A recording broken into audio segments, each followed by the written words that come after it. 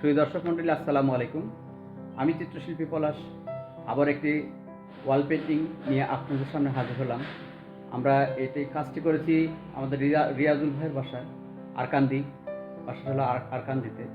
তো উনি আমাকে একটা কাজ করতে বলেছিলেন। সেই কাজটা উনি বাহিরে করার কথা বলেছিলেন, কিন্তু আমরা করেছি তার ড্রয়িং রুমে।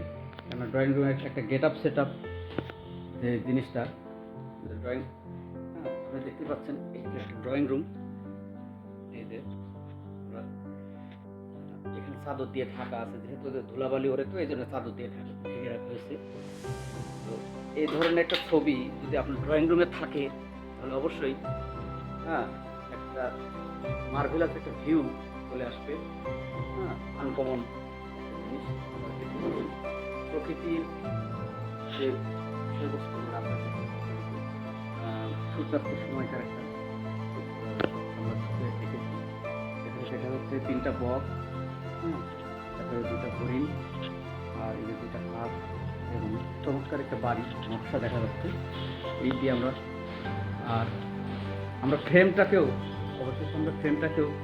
একটা সুন্দর মনোরম একটা কাঠের ডিজাইন করার চেষ্টা করেছি। আপনি দেখতে পাচ্ছেন। তো সব মিলে ছবিটা অসাধারণ একটা রূপ ধারণ করেছে। যখন শুরু করেছিলাম তখন হয়তো অনেকেই বলেছিল যে কেমন হবে, কী সমাচার। সিনথেটিক রঙে ছবি আঁকতে গেলে আপনারা জানেন যে প্রথমে যখন শুরু করা হয় তখন বা একবার বা দুইবার আস্তর মারার পরে মানে আগে সেটাকে অত লাগে না, আকর্ষণীয় করে তোলা সম্ভব হয়ে ওঠে না। তো যখন হচ্ছে ছবিটা পরিপূর্ণ হয়, আঁকানো হয়, তখন আমরা বুঝতে পারি, তখন দেখা যায় যে সম্পূর্ণ একটা বিচিত্র রূপ ধারণ করে। এখানে সূর্যের আলো লাগার কারণে হয়তো মাঝখানে একটা চলে আসতেছে।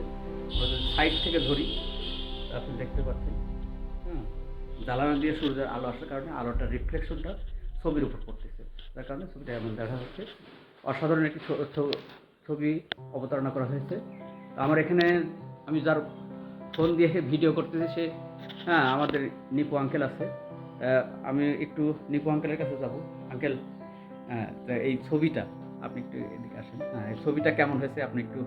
অনেক সুন্দর হয়েছে ছবিটা, খুবই ভালো লাগছে। ড্রয়িং রুমে এরকম একটা ছবি আলাদা একটা বৈচিত্র্য নিয়ে আসে, তাই না? তো আপনারা শুনলেন তার ওপিনিয়ন্সটা, যে নিপু আঙ্কেল বললেন যে নিপু আঙ্কেল কেন, সবাই বলবে যে ড্রয়িং রুমে যদি এরকম একটা ভিউ দেখা যায়, মানে যে কাঠের ফ্রেম দিয়ে তার ভিতরে ছবি, তো যে কারো পছন্দ হবে, দেখলেই পছন্দ হবে। একটা আলাদা একটা সৌন্দর্য বর্ধন। তো যদি আপনাদের ভিডিওটি ভালো লাগে, লাইক দেন, শেয়ার করবেন, কমেন্টস করবেন।